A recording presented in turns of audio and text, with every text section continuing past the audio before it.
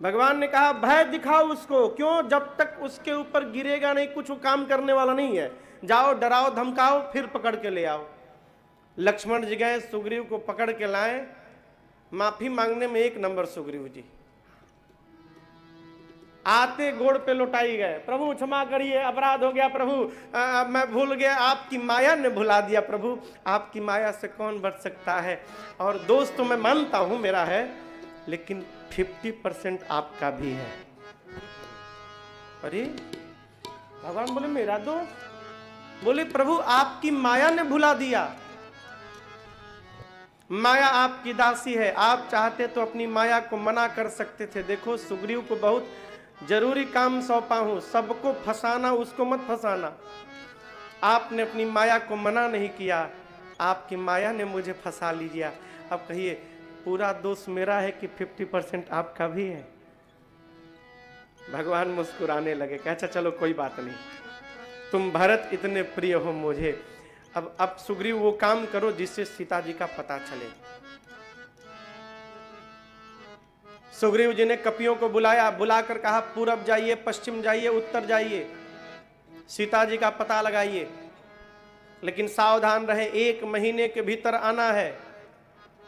ऐसा नहीं कि पता लगाने गए तो उधरे रह गए, फिर आपका पता लगाने के लिए दूसरे को भेजना पड़े।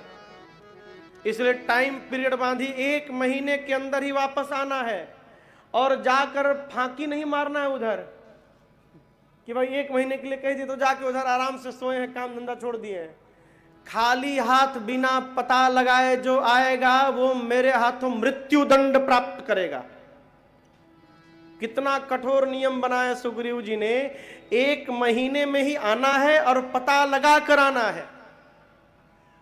सारे कपि लोग प्रणाम करके गए। अब याद रखिएगा, पूरब गए, उत्तर गए और पश्चिम गए। सीता जी न पूरब मिलने वाली है, न पश्चिम मिलने वाली है, न उत्तर मिलने वाली है। सीता जी कहाँ है? दक्षिण में। जिधर सुग्रीव जी भेजे उधर सीता जी मिलने वाली नहीं है। तो कपियों को क्यों दौड़ा दिया झूठ मूठ का? क्यों दौड़ा है भाई? नीति कहती है, नीति है, स्वामी को, अपने सेवक को खाली बिठा के नहीं रखना चाहिए। यदि आपने अपने भीतर काम करने वाले को खाली बिठा के छोड़ा है तो उत्पात करेंगे, यूनियन कर डालेंगे, आपस में मारा मारी करेंगे, झगड़ा करेंगे, वो उसकी बुराई करेगा, वो उसकी निंदा करेगा। झूठ मूठ का काम में फंसाया रखा। सुग्रीव जी ने कहे यहां रहेंगे सब आपस में मारा मारी करेंगे, हमारा यही काम है, इनका झगड़ा सुलटा है, फंसाए रखो सबको। और जानते हैं कि ये जो छोटे मोटे बंदर हैं इनसे कुछ होने वाला नहीं है। तो जो छोटके बंदर थे उनको सुग्रीव जी ने काम में लगा दिया, जाओ 1 महीना शांति तो बनी रहेगी यहां पर। अब इसके बाद सुग्रीव जी ने जो मुख्य सेनापति थे, जामवंत जी, शेनवान जी, गव गवाक्ष, द्विविद मयंद, सठ निसठ, गद बिकटास, अंगद जी, नल नील, इन सबको बुलाया। बुलाकर कहा देखिए आप सब लोग मिलकर दक्षिण दिशा में जाइए, लेकिन याद रहे शर्तें यहां भी लागू हैं। क्या? आपको भी 1 मास के भीतर ही वापस आना है और खाली हाथ नहीं आना है, पता लगाकर वापस आना है। जो खाली हाथ आएगा मेरे हाथों मारा जाएगा। सारे कपि लोग प्रणाम करके जाने लगे। और सबसे बाद में पाछे पवन तनय सिरुनावा, जाने काज प्रभु निकट बोलावा। पाछे पवन तनय सिरुनावा, जाने काज प्रभु निकट बुलावा। परसासी सरोरुह पानी, कर मुद्रिका दीन जनु जानी। परसासी सरोरुह पानी, कर मुद्रिका दीन कहा बहु प्रकार सितहि समुझाए हो, कहि बल बिरह बेगी तुम आए हो। बहु प्रकार सितहि समुझाए हो, कहि बल बिरह बेगी तुम आए हो। सारे कपि लोग, कल्पना करिए यहाँ राम जी स्फटिक शिला पर बैठे हैं और वो जो दरवाजा है ना, एंट्रेंस, उतनी दूर से सारे कपि लोग, जामवंत जी, अंगद जी, नल नील गौ गवाक्ष द्विज महेंद्र सठ निसठ, सब लोग उतनी दूर से बारी बारी प्रणाम कर करके जाने लगे। भगवान बैठे आशीर्वाद दे रहे हैं। सबके जाने के बाद पाछे पवन तनय सिरु नावा, सबसे पीछे सबसे अंत में श्री हनुमान जी ने भगवान को प्रणाम किया। भगवान ने आशीर्वाद नहीं दिया। फिर जानी काज प्रभु निकट बोला। जानी काज अर्थात राम जी जानते हैं कि जा भले सब रहे हो, काम तो मेरा हनुमान ही करके वापस आएगा। इसलिए प्रभु ने केवल हनुमान जी को पास में बुलाया।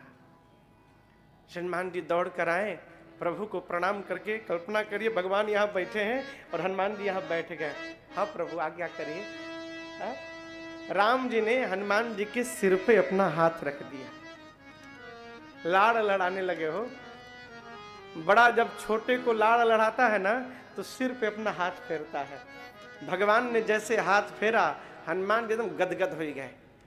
और देखिए, श्रेष्ठ की यदि ममता प्राप्त हो जाए तो जीव जीवन में कुछ भी प्राप्त कर सकता है। आप यदि अपने बच्चों से श्रेष्ठ व्यवहार कराना चाहते हैं तो उनको कोसना बंद करिए। कई लोग, उनका एक सूत्रीय कार्यक्रम, बच्चों ये तो गधा है महाराज, कुछ नहीं करेगा, गधा है ये। इतना उसको गधा गधा बोल देते हैं कि वो शीशा के सामने खड़ा होकर दिखता है, सही में गधा हूं क्या मैं? नहीं होता, उसके बाद भी बन जाता है। बच्चों को लाड़ लड़ाइए, उनमें ऊर्जा का संचार करिए। तुम कुछ भी कर सकते हो, तुम कुछ भी बन सकते हो, तुम्हारे अंदर बहुत क्षमता है, अपने को पहचानो, आगे बढ़ो, लाड़ लड़ाइए। प्रभु हनुमान जी को बुलाकर लाड़ लड़ाते हैं। परसा शीस सरोवर पानी। जब हनुमान जी को भगवान ने लाड़ लड़ाया, हनुमान जी ने कहा प्रभु आज्ञा करिए। जोश आ गया, स्वामी अनुकूल हो गए। भगवान ने संध्या वाली अंगूठी निकाली अपनी, राम नाम लिखा था, हनुमान जी को दिया। कहा सीता जी को दीजिएगा तो समझ जाएंगी कि आपको मैंने भेजा है। और हनुमान जी यदि तनिक भी उनको संशय हो कि हमने आपको भेजा है तो आप किसी भी प्रकार से एक बार करुणा निधान शब्द कह दीजिएगा। बात बात में आप जैसे करुणा निधान कहेंगे ना तो सीता समझ जाएंगी कि आपको मैंने ही भेजा है। जाकर अनेक प्रकार से सीता जी को समझाइएगा, मेरे विरह बल को बताइएगा और हनुमान जी आप बताकर शीघ्र वापस आइए। भगवान ने जाने के लिए कह दिया और जाकर आने के लिए कह दिया। तो याद रखिएगा, अब राम हनुमान जी को नहीं जाना, भगवान का ये वचन ही हनुमान जी को लेकर जाएगा और सकुशल वहां से वापस लेकर आएगा। जब आपको कोई किसी बड़े ने कहीं भेजा है तो फिर आप नहीं जाते, वो बड़ा आपके रूप में वहां पर जाता है, आपको कुछ नहीं करना है, ठीक ना। हनुमान जी महाराज प्रणाम करके कपियों को लेकर चल पड़े। आगे चलकर एक तपस्विनी मिली, मूर्तिमान होकर बैठी थी, जिनका नाम था स्वयं प्रभा। हनुमान जी जाकर स्वयं प्रभा जी को प्रणाम किए। स्वयं प्रभा जी ने सारे कपियों को तप बल से समुद्र के किनारे भेज दिया। सारे कपि लोग समुद्र तट पर पहुंच गए। अब देखिए अंगद जी, देखिए आगे जल तो लगे रोने, क्यों? आगे जाएंगे तो समुद्र में डूब के मर जाएंगे, पीछे वापस जाएंगे तो बिना पता लगाए तो सुग्रीव मार डालेंगे। अब तो दोनों प्रकार से मरना है, न हम समुद्र में डूब के मरेंगे न तो सुग्रीव के हाथों मरेंगे। हम लोग इसी समुद्र तट पर प्राण का त्याग करेंगे। सारे कपि लोग बैठ गए। जामन जी लगे समझाने, अंगद जी राम जीव नहीं, राम ब्रह्म है और भगवान अपना व्यवहार करने में सक्षम है। हम आप तो केवल निमित्त मात्र हैं, हमको आपको कुछ नहीं करना है। अभी सुग्रीव जी समझा ही रहे थे, जामन जी समझा रहे थे अंगद जी को, तब तक ऊपर एक गिद्ध बैठे थे जिनका नाम था संपाति, जटायु के भाई हैं, गरुण जी महाराज के भतीजे हैं दोनों। गरुण जी जो भगवान के वाहन हैं, गरुण जी उनके भाई के दोनों बेटे हैं, जटायु और संपाति। संपाति के दोनों पंख जल गए थे। कैसे? एक बार जटायु और संपाति दोनों सूर्य पर धावा बोलने लगे। तेज किरणों से जब पंख जलने लगा तो जटायु जी तो नीचे आ गए, नहीं गए। संपाति जी मारे अभिमान के और पास चले गए, परिणाम दोनों पंख जल गया और वो नीचे गिर पड़े। जब धरा पर आए तो चंद्रमा नाम के एक मुनि ने संपाति जी से कहा, संपाति जी चिंता मत करिए, त्रेता में राम जी के दूत जब सीता जी के अन्वेषण में आएंगे तो उन दूतों के दर्शन से संपाति जी आपके पास नवीन पंख आ जाएंगे। ऐ कपियों से मिले संपाति जी और अपनी कथा सुनाए, तब तक उनके नवीन पंख आ गए। अरे लगे पंख फुला के संपाति जी नाचने, अब मेरे पंख आ गए मेरे पास। जामन जी कहे आपका काम हो गया ना, अब हमारा काम कर दीजिए। हमको पता चला है गिद्ध बहुत दूर तक देख लेता है, आपकी दृष्टि बहुत दूर तक जाती है, हम लोग तो सीता जी दिखाई नहीं पड़ रही हैं। संपाति जी तनिक आप प्रयास करिए ना, कहीं सीता जी दिख रही हैं क्या आपको? संपाति जी लगे देखने, मिल गई। बोले मैं देखूं तुम नाही गीधहि दृष्टि अपार। संपाति जी बोले मैं अपार देख सकता हूं, उस पार भी। वहां त्रिकूट पर्वत पर लंका में अशोक वाटिका में एक अशोक वृक्ष के नीचे सीता वहां बैठी है, वहां पर वो सीता जी बैठी है। जैसे संपाति जी बताएं कपि लोग लगे नाचने, पता मिल गया, पता मिल गया, वाह संपाति जी, अरे वाह वाह संपाति जी, और सहायता करिए, और सहायता करिए। बोले और कुछ नहीं करूंगा। क्यों? जामन जी ने कहा भगवान जाएंगे, निशाचरों की सेना को भगवान ही रगड़ रगड़ के मारेंगे, हम आप तो केवल कौतुक के लिए रहेंगे, राम जी ही सीता जी को लाएंगे, हमको आपको कुछ नहीं करना। हनुमान जी महाराज आगे की कथा सुंदरकांड में प्रवेश करती है। ये जामवंत जी की बात हनुमान जी को बहुत अच्छी लगी। एक बात समझिएगा, कोई भी संस्था बनाइए, कोई भी समिति बनाइए, कोई भी समूह बनाइए, उसमें कम से कम 1-2 वृद्ध को अवश्य स्थान दीजिए।